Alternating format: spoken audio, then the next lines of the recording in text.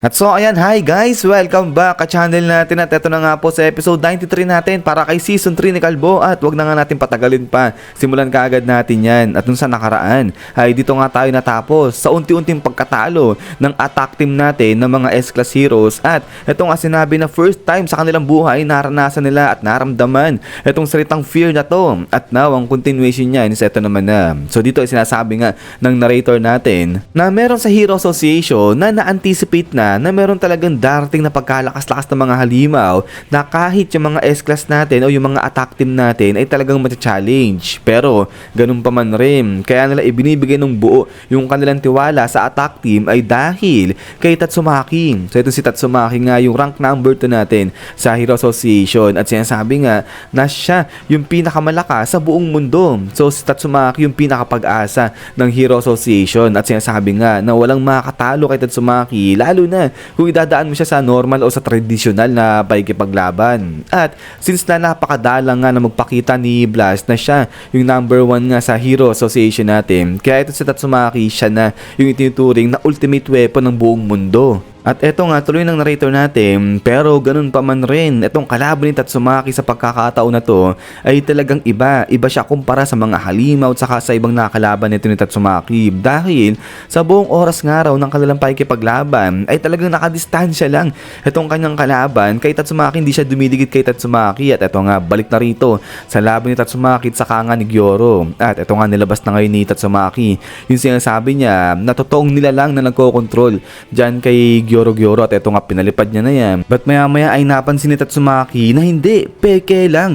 Itong kinuha niya dyan sa loob ni Gyoro, sabi niya nga dyan na hindi tao to, kung hindi parang mga laman-laman lang yan na pinagsama-sama na binuo sa human form at hindi nga yan yung totoo nagkokontrol dyan kay Gyoro. At ito nga ngayon lapag-lapag na ni Tatsumaki itong nakuha niya nga dyan laman sa loob ni Gyoro. Sabi niya nga dyan, ang tindi mo, nagpapanggap ka kunyari, nandyan ka sa loob ng katawan ng halimaw na to pero wala ka rin pala dyan, sabi niyang ganyan. At ito nga ngayon, salita na. Ito talagang kalaban ni Tatsumaki at ito nga tingin-tingin pa rin siya, nag-observe siya dyan kay Tatsumaki gamit itong mga mata na nga na to. At sabi niya nga rito, nabuti na lang talaga wala siya dyan sa loob ng katawan ni Gyoro at iba yung nilagay niya kasi kung hindi ay na-pull out na nga siya dyan talaga ni Tatsumaki gamit yung kanyang telekinesis. At ito nga tuloy niya nga rito na di na siya nagtataka kung bakit yung bunsong kapatid nito ni Tatsumaki natatakot sa kanya kasi nga sobrang lakas ni Tatsumaki.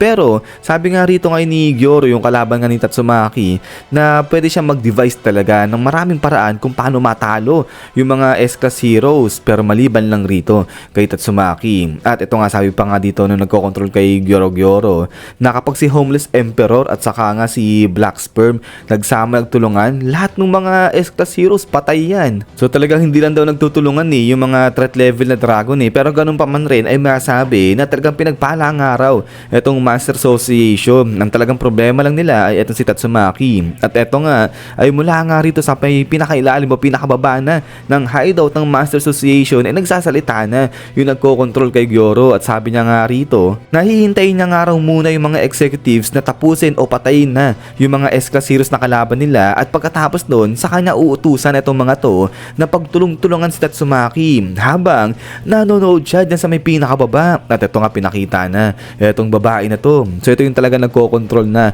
dyan kay Gyoro at sabi niya nga rito na kahit yung mga halimaw hindi alam na nandito siya sa may pinakababa at okay lang daw sa kanya yun, wala siyang pakialam dahil nakompleto niya naman na yung kanyang panibagong puppet. At ito nga tuloy pa ng babae na to na yung pinaka-mastermind, hindi nga raw niyan ipinapakita yung totoong sarili niya. So kaya ito, nagtatago lang siya at ito nga yung pinaka-mastermind na ng buong Master Association. At then, ay eto nga tuloy niya pa nga rito na ang buong sangkatauhan ay matatakot nga raw yan o kakatakutan yan yung kanilang panibago na unknown ruler. At eto nga lahat nga raw nasa palad niya na. So ibig sabihin lahat ng kanyang plano ay talagang naisa sa katuparan niya na. Kaya nga ang gagawin niya na nga lang daw dyan ay habang unti-unti na nawawasak ay ang buong mundo, yung buong sangkatauhan ay papanoorin niya na lang yan mula rito sa ibaba. Pero nga eto parang nagalit etong babae na to, sabi niya nga pero bago yan ay dapat tapusin muna, patayin muna ayang si Tatsumaki. At eto nga,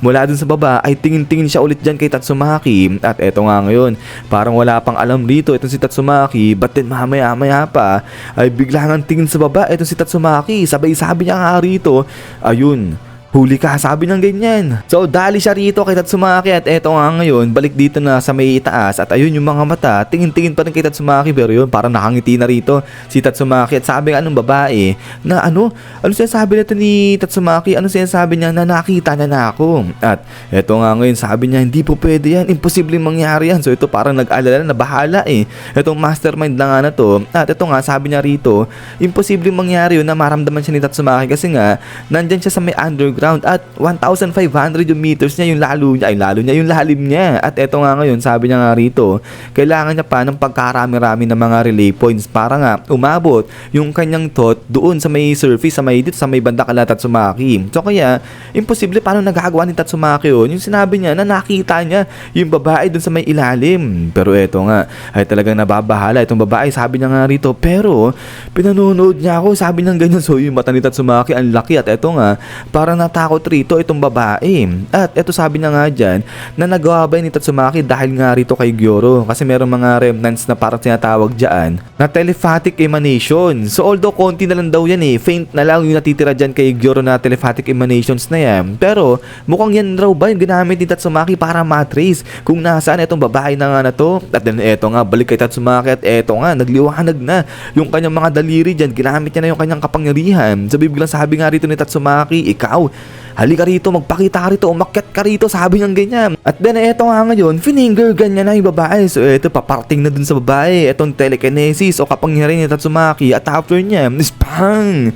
Sapol ngayon rito, itong babae parang baglang nabend siya dyan. At eto nga, maya-maya pa, ay sabi niya nga rito, di siya makagalaw. So nanginginig na itong babae, sabi niya nga dyan, wala ba rito na big shot o executive para ma-distract ayang si Tatsumaki. So yung grabe, parang nilalaway na dito. Itong babae, hindi siya makagalaw, kinukuha siya, pinupull out siya dyan ni Tatsumaki. At eto nga, naisip niya nga dyan, teka lang, si Rover, si Pochi, sabi niyang ganyan. So dito, ginamit niya na yung kanyang full telepathy power at kinontak na si Pochi, si Rover. Sabi niya nga dyan, Rover, halika rito, kagatin mo si Tatsumaki. At eto nga ngayon, bigla nakikidlat-kidlat na nga rito. At balik na nga rito kung nasaan eto si Rover. At eto nga, currently, ay kinakalaban niya etong grupo ni Fubuki. So eto, grabe, nagpapakawala dyan ng maraming heat blast nga dyan, ng pagkalaki-laki etong si Rover. Pero ayun, sila Tatsumaki, ilag-ilag nga lang sila dito. At then after nga niyan, yan guys, so hanggang dito lang ito sa episode 93 natin. So ayan grabe,